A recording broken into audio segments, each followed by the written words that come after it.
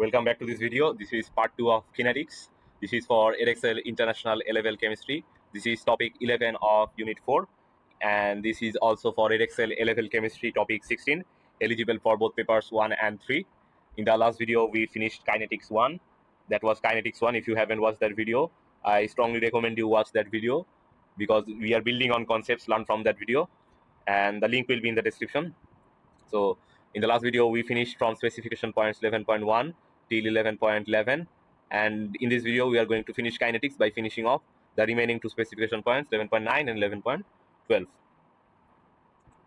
I have the notes already here, but before continuing with the notes, I have included another bit to that is kind of you can call an extension.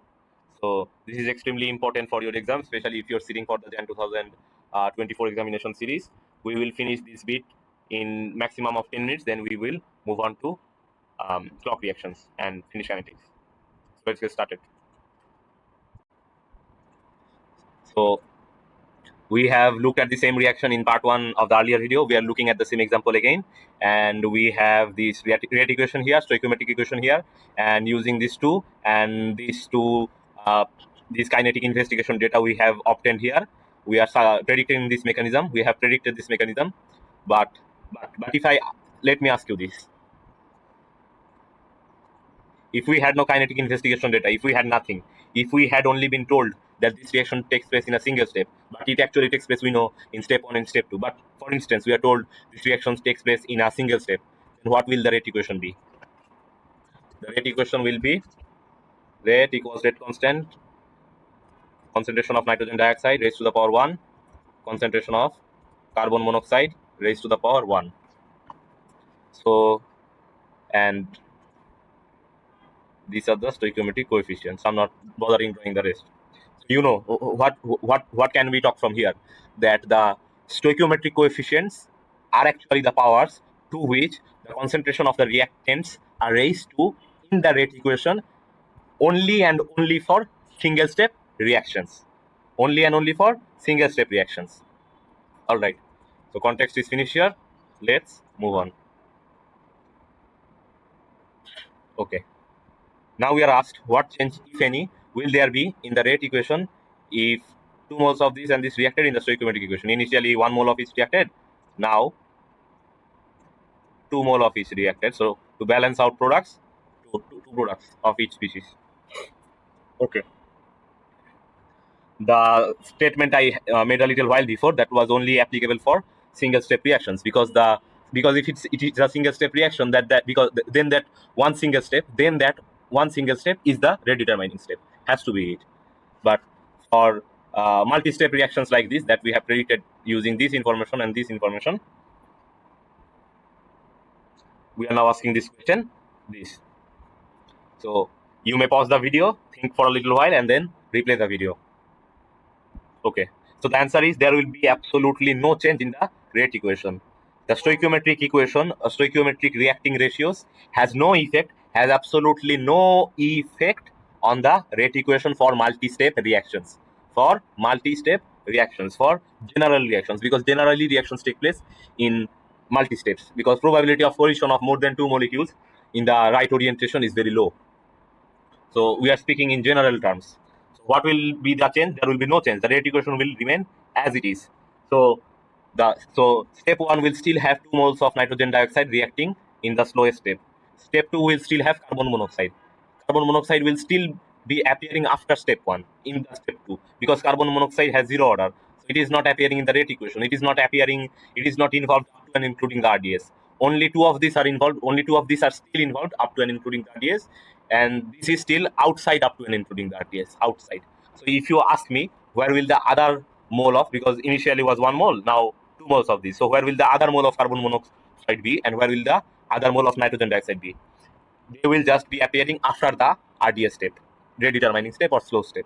Is that understood? In the same way, likewise, they will be appearing after the RDS step. They could appear in step 4, 5, 6, doesn't matter, or all in step 2. We do not care. But they will be appearing after the RDS step. So the answer to this is this. The rate equation will not be affected. It will remain same, as the same species are still involved up to and including the RDS. I should say same number of species are still involved up to and including the RDS. Done. Now let's look at this exam question. Let me look at the time first. Okay, not too bad. So this exam questions, this is from Jan 2023, quite a recent paper. And the reason I say that very important for Jan 2024 candidates is because Jan papers tend to have a specific pattern where they like to assess the same things over and over. But that's for another story. Let's look at this question. So there are two ways of writing an equation for the reaction between nitrogen monoxide and oxygen as shown. The same reaction is happening, but in different reacting ratios. This is equation 1, this is equation 2.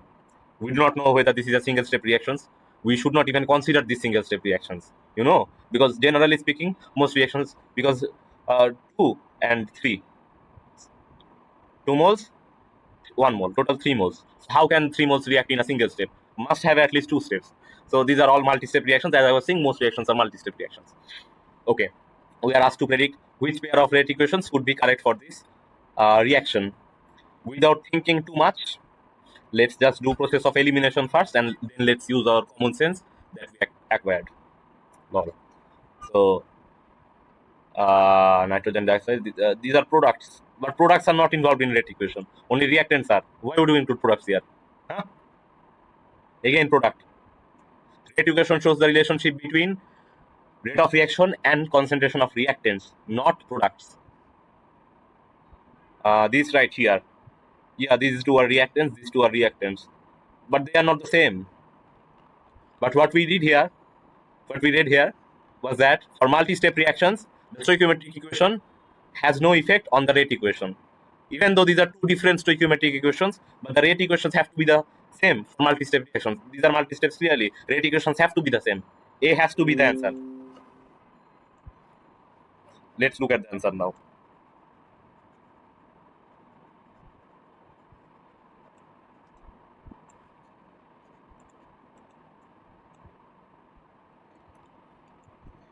Okay. The only correct answer is A, because rate is a blah blah blah. Is incorrect because rate equation is not determined by the stoichiometric equation for multi-step reactions. Simple topic. Okay. So that was under 10 minutes. Good. Now let's move on to clock reactions. Specification point. This one first, and then this one. Okay. Iodine clock. Give me a minute. Okay. Now we will look at iodine clocks. So for any clock reaction, I will explain what is the meaning of a clock reaction a little bit later. But for now, know this simple hack. You are not expected to memorize any of these reactions or equations happening over here. Do not memorize these equations, but rather understand what I tell you about clock reactions. So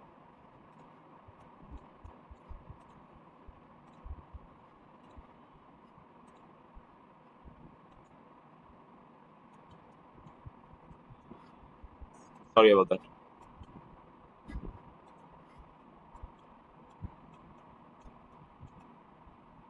In any clock reaction, there is an original reaction taking place, and there is a side reaction taking place, and this side reaction is caused by us. So in any clock reaction, there is an original reaction taking place and a side reaction taking place. So now let's make sense of these things.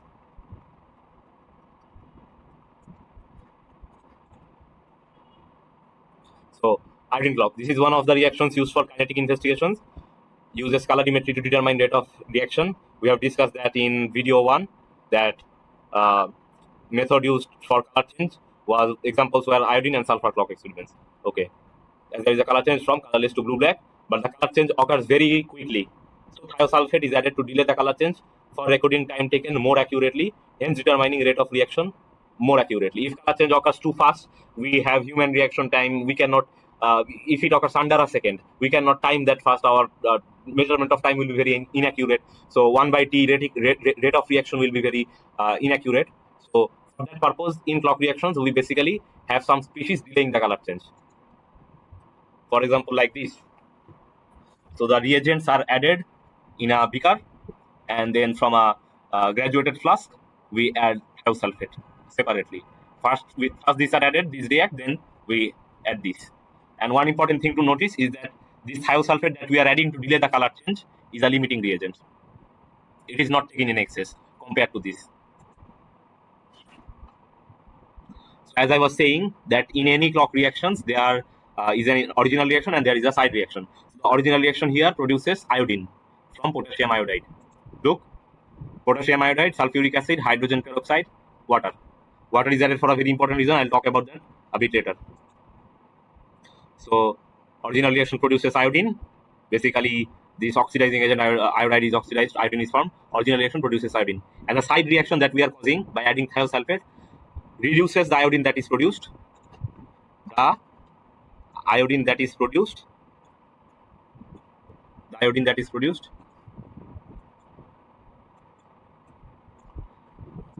The iodine that is produced, the thiosulfate reduces that iodine back to iodide and removes iodine from the reaction mixture. So let's make more sense of this. So the original reaction produces iodine, absolutely, and the side reaction removes iodine by converting it back to iodide. So the iodine produced after all the thiosulfate is used up produces the blue-black color change by reacting with starch. The indicator added here is freshly prepared starch.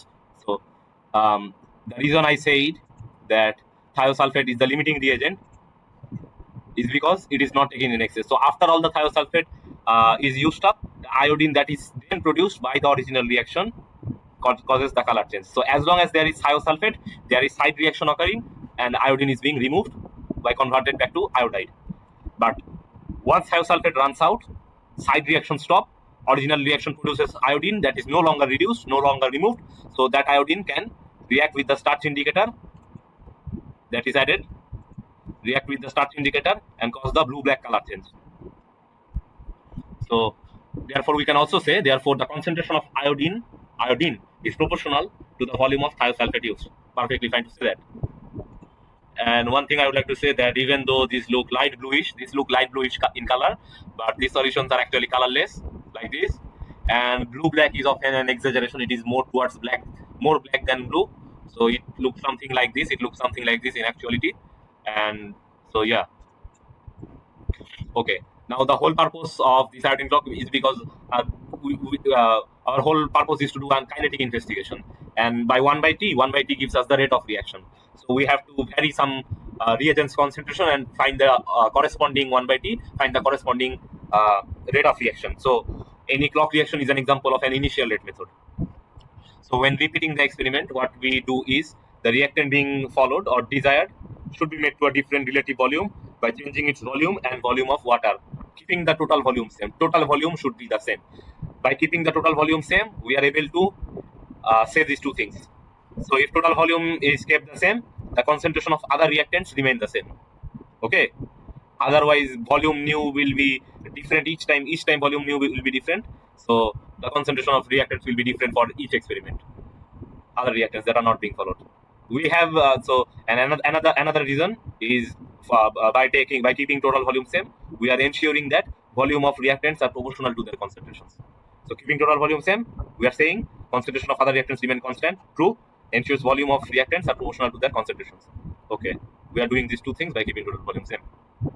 We are enabling these two things. Okay.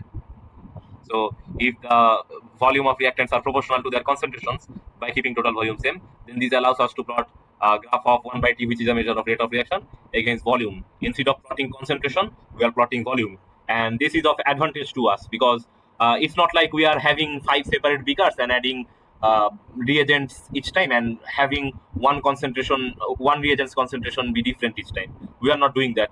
We are not equipped with different standard solutions of different known concentrations.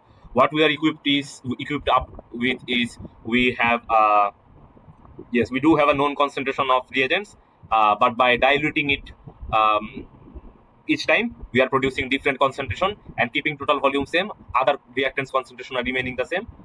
So we are validly investigating the kinetic investigation here. I'll make more sense of this. Wait. I promise to make more sense of this. For example, in this question. So this is from Jan 2018.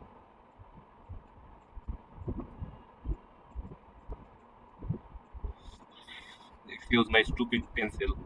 Okay. Halogen alkanes react with alkalis to form corresponding alcohol.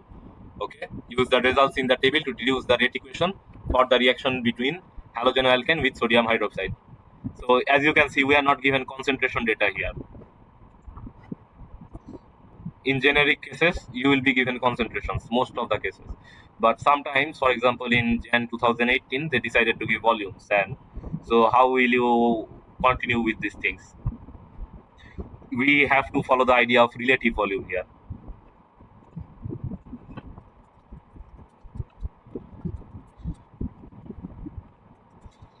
Relative volume proportional to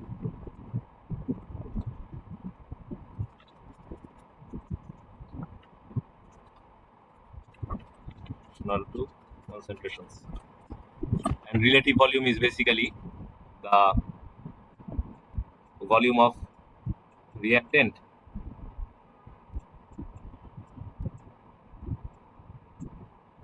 by total volume. This is the relative volume. Volume of reactant divided by total volume. This is relative volume and it is proportional to concentrations. So relative volume of halogen alkane here is this 1/5. So 0.2 and then there 0.1. Here nothing. So as concentration is half, concentration is half. As relative volume is half, relative volume half. Concentration half. Rate of reaction half. So reaction is first order with respect to the halogen alkane. Volume same, total volume same. So relative volume of sodium hydroxide is remaining constant here. And ethanol is not even a reactant; it is a co-solvent. Not bothered about that. And so let's see the mass scheme.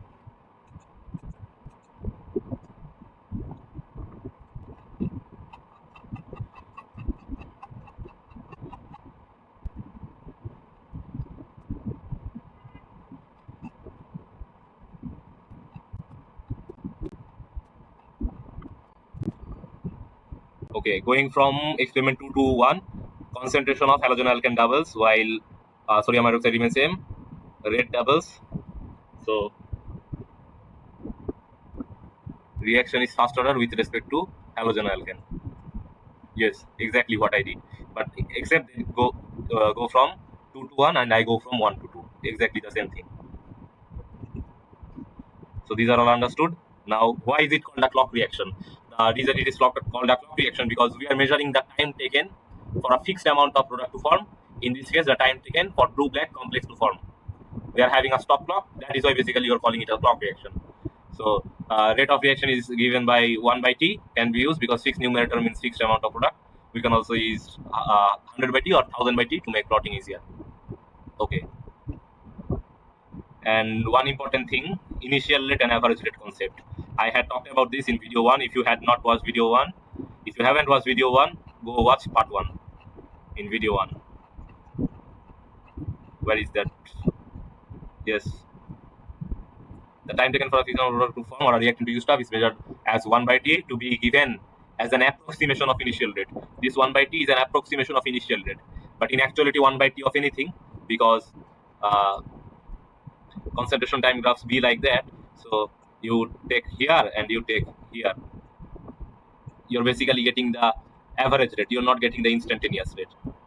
Not getting the instantaneous rate. So by 1 by T, you're getting the average rate. But this average rate is an approximation of the initial rate because of this. So 1 by T is average rate, but it can be assumed to be an approximation of initial rate in clock reactions. Okay, this is a specific note about clock reactions that average rate is assumed to be or is an approximation of initial rate. And this assumption for the assumption for this approximation, the assumptions for this approximation are the rate does not alter significantly during time of measurement. So let's say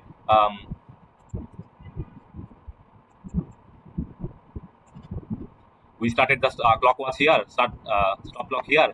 This is, let's say, time t0, and we stop the clock watch at t30. But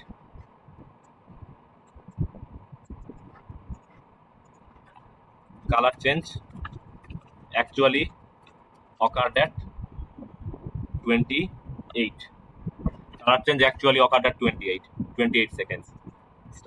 Not 28, more sensible answer would be color change actually occurred at 29 seconds. But because of human reaction time, we stop the stopwatch at 30 seconds. So one more second have elapsed. So during this one more second, the reaction is still continuing. So the concentration of reactants could potentially decrease because the reaction is still continuing, even though they were in excess compared to this thiosulfate over here. Even though they were in excess compared to thiosulfate, but still concentration may decrease a little bit of the reactants.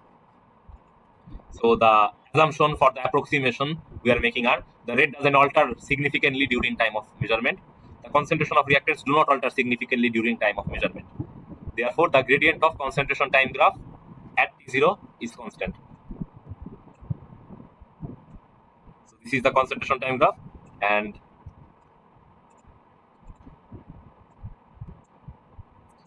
this gradient at T0 is constant. Okay. Now precautions to take for clock reactions, such as this one, such as this iodine clock, that the thiosulfate should not be added in excess. It must not be in excess. Otherwise, all the iodine produced will be reduced to iodide, and no iodine will remain to cause the blue-black color change. If thiosulfate is taken in excess, then if thiosulfate was in excess compared to them, then all of the iodine they will produce, thiosulfate will reduce all of their produced iodine into iodide. So there will be no iodine remaining to cause the blue-black color change by reacting with starch. And the color change is recorded as early as possible to ensure the concentration of other reactants do not alter during time of measurement. Exactly what I was talking about here. Color change is recorded as early as possible. We cannot actually stop the stopwatch at T29 seconds, but excuse me, but we can do it at 30 seconds.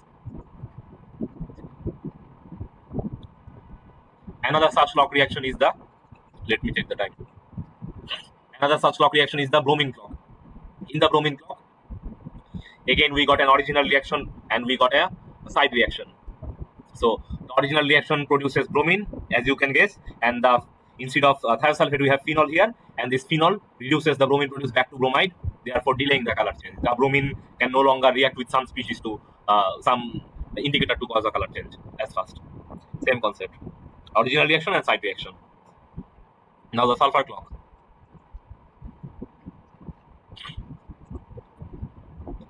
So sulfur is decomposed, acid decomposition, acid hydrolysis, producing a precipitate of sulfur. This is actually yellow, but in low concentrations it appears as white, but actually is yellow, which makes a X disappear. A large X is drawn on a white tile. Cross must not be too big or dark, or else it won't disappear, no matter how much sulfur precipitate we produce. Time taken for sulfur to be produced sufficiently to hide the cross is measured as T. Experiment is repeated with different relative amounts of this reactant, source of thiosulfate, and water, totaling the same volume, same concept as above. For keeping the total volume same, same concept used here. So graph of 1 by T against concentration of thiosulfate is plotted. We could technically plot volume of thiosulfate because total volume is kept the same. So the number of moles or mass of sulfur precipitate produced is the same in all experiments because this is a clock reaction. Hence 1 by T, or that this can be used. As easy as that. Pale yellow. Now the last bit before we start, Sn1 and Sn2 mechanisms. Okay, titiometric method. Another method for measuring rate of reaction was using titration. We had read that in the previous video. Measuring changes in concentration of reaction product using titration. The given example was iodination of propanone. Trust me, this is in the specification.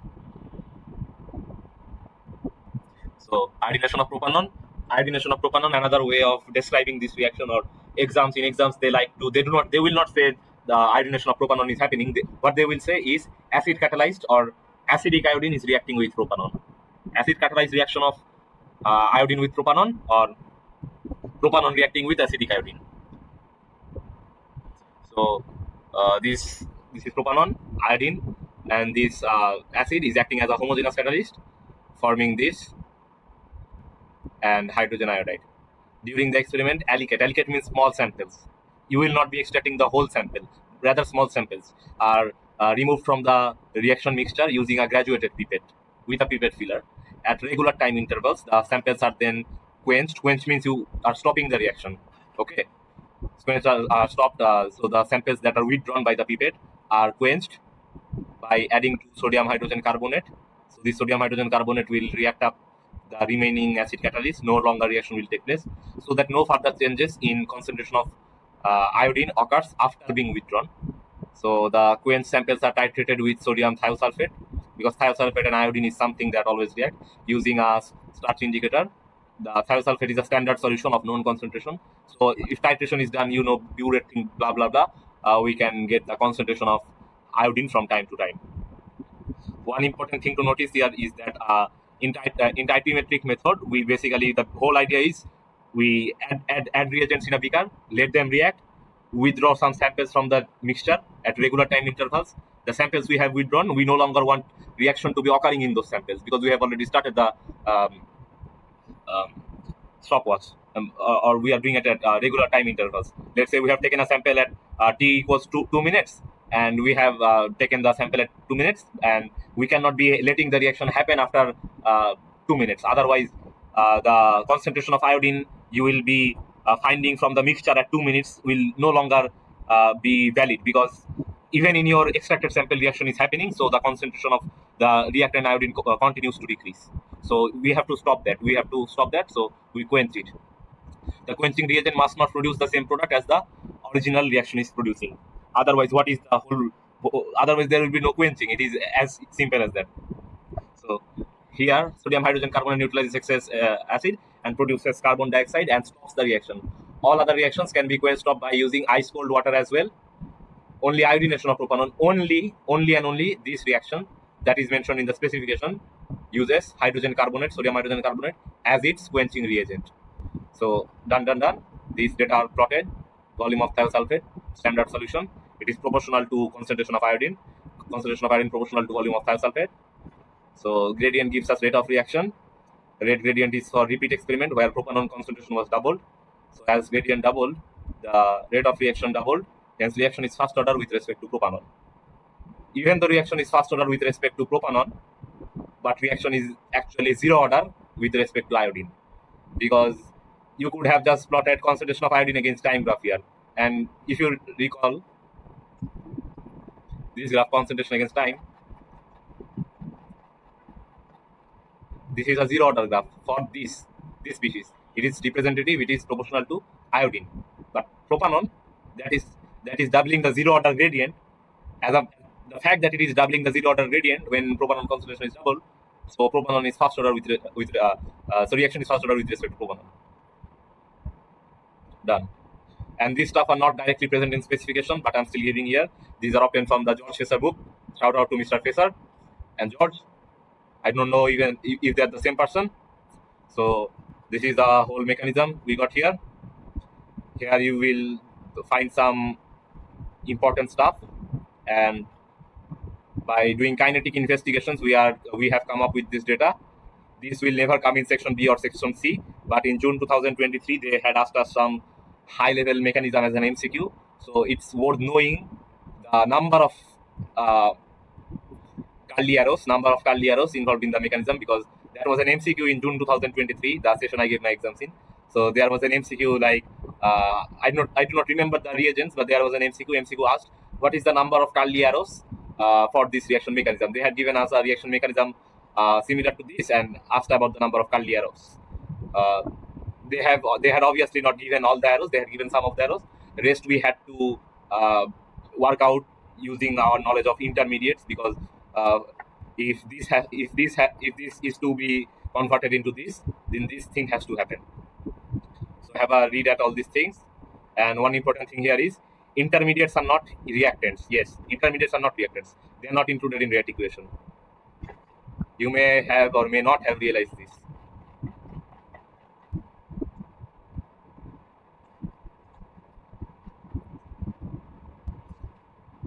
Rate equation was this. So this is the rate equation. This is the RDS step.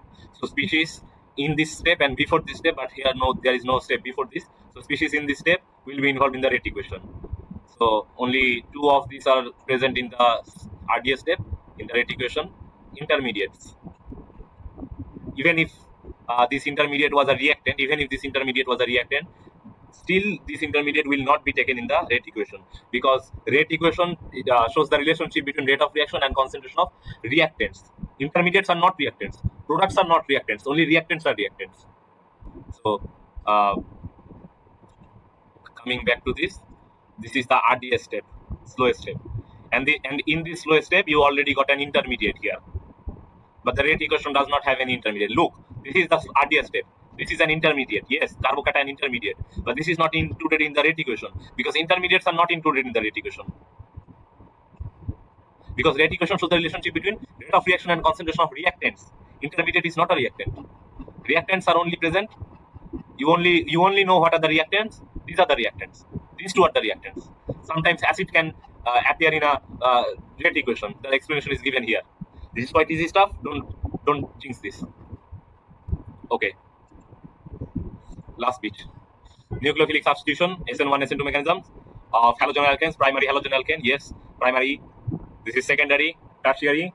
All of this depends on how many alkyl or how many aryl groups they have. If they have one alkyl group, then it is primary. If they have two alkyl or two aryl groups, then it is secondary halogen alkane. Three alkyl or aryl groups, then it is tertiary halogen alkanes. Even if you found my video so far all not so useful, still speak and please watch this. This is how they like to assess candidates in exam halls.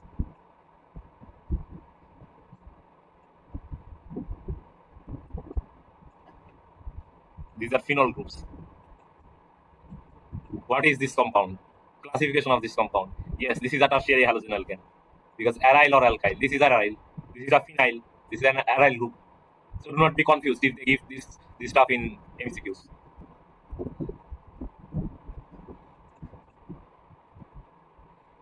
Primary halogen alkanes follows Sn2 mechanism, and secondary halogen alkanes can follow either of Sn1 or Sn2, and tertiary halogen alkanes, 3-degree halogen alkanes follow Sn1 mechanism.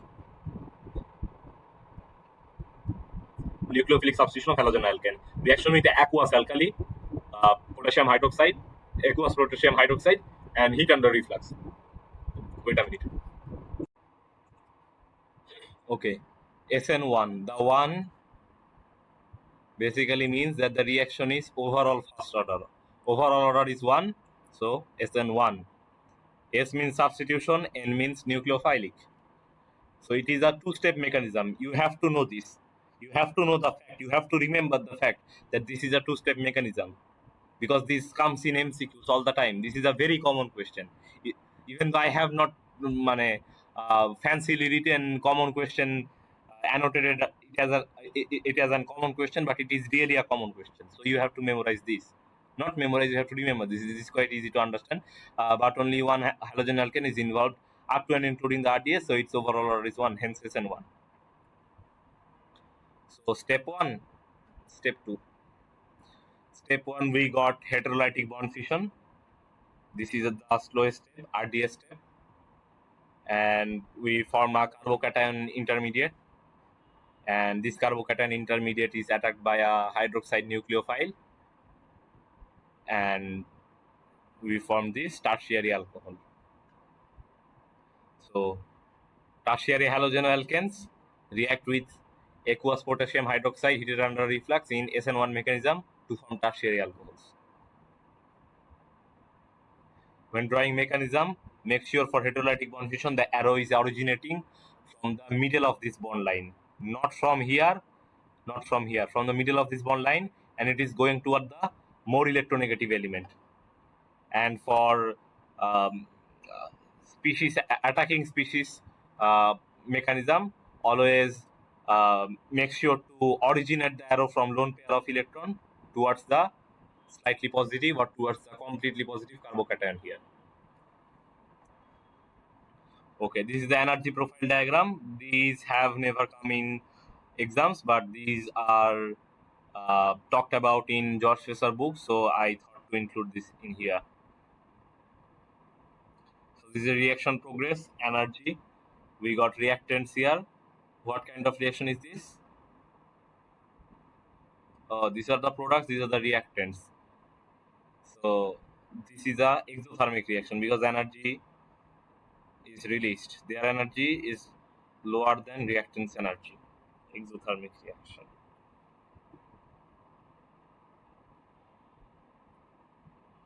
Even though it's an exothermic reaction, so there are two activation energies.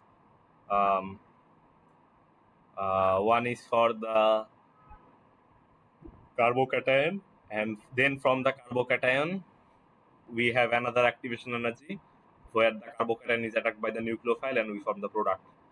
Remember this curve. Steric hindrance by the three bulky methyl groups in tertiary halogenalkanes disables them from following Sn2 mechanism, and they follow Sn1 mechanism.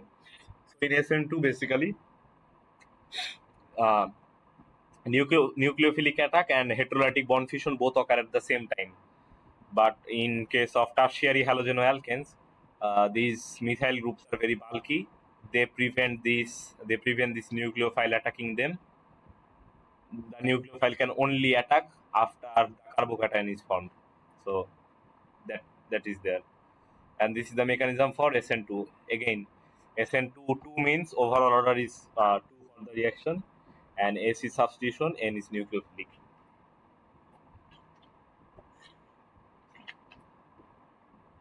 And it is followed by primary halogenalkanes forming primary alcohols as product. Primary halogenalkane, yes, only one methyl group. Primary alcohol, only one methyl group.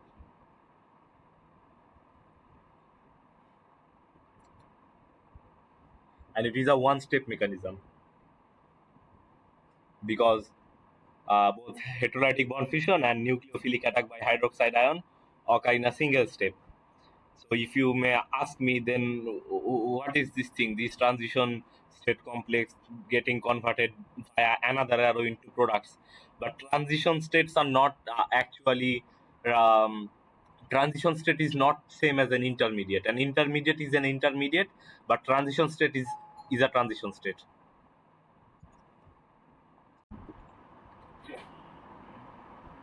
So as I was saying, transition state and changes from transition state to product is not considered a step. This is not considered a step. So reactants, exothermic reaction,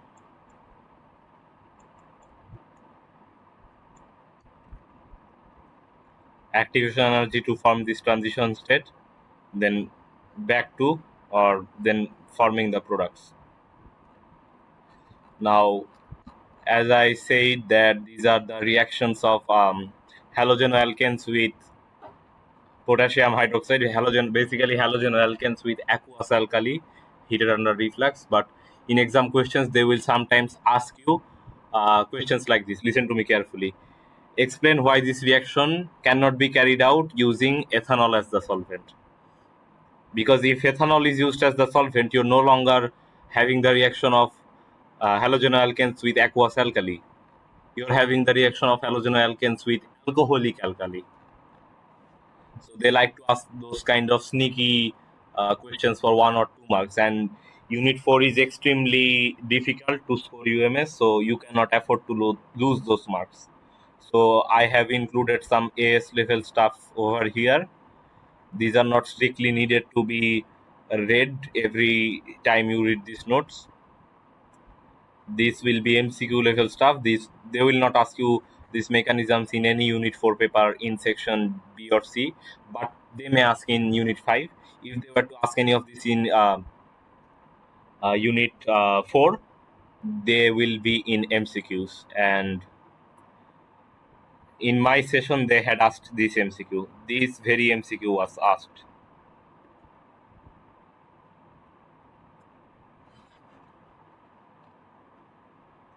So order of reactivity of halogenalkanes. Iodoalkanes in terms of the halogen present, iodoalkanes, then bromo, then chloro, then fluoro. As carbon iodine, carbon iodine, yes, carbon iodine bond is the weakest. Therefore, bond strength. This is the bond strength. So, carbon iodine bond is the weakest bond. That's why iodoalkane is the most reactive, because carbon iodine bond is the longest as atomic radii of iodine is the largest. This is AS level periodicity stuff.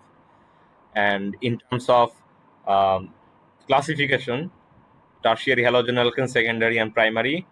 Um, so primary, the tertiary halogen alkanes and secondary halogen, not secondary, tertiary halogen alkanes cannot follow Sn2 mechanism because of steric hindrance, so they are bound to follow Sn1 mechanism. And primary halogen alkanes, they always follow Sn2 mechanism, uh, because um, the activity depends on ease of formation of carbocations. Tertiary has three alkyl groups that are electron releasing. They make the carbocation formed from tertiary more stable. More alkyl groups, more electron donating effect. Therefore, the carbocation that is formed by heterolytic bond fusion of tertiary halogen alkane will be the most stable. So while electron releasing effect isn't enough in secondary and primary, therefore carbocations formed are unstable. This enables primary from following Sn1, or primary, if primary were to follow Sn1, it would be the slowest. There is this thing in the George Fisher book. Uh, sorry.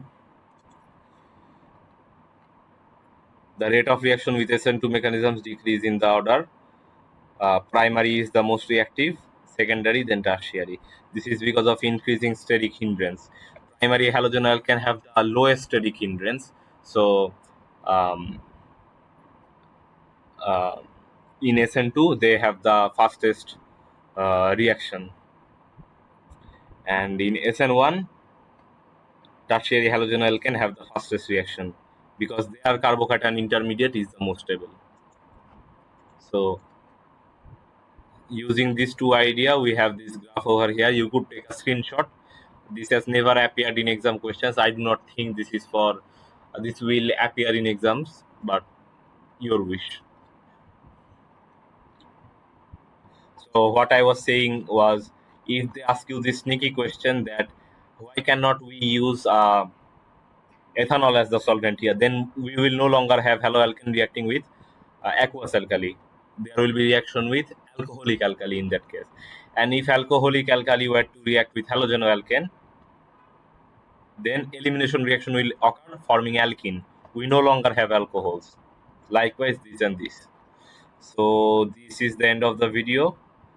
This actually took longer. I was blabbering quite a while, but uh, do consider that video, I believe, will be of help to you before revisions, before your exam. And if you can really purchase the notes, that will be even more helpful for you. So next video will be on topic 12, energetics and entropy. That is extremely easy. I have the energetics and entropy, both this topic 12a and 12b. I have them compiled in 8 pages only. This was 11 pages. This is by far the longest note I have prepared for any unit 4 topic. But topic 12, the next topic, will be shorter, and equilibrium is even shorter, 6 pages. So those videos will take will take much shorter duration. As always, subscribe and share this video. See ya.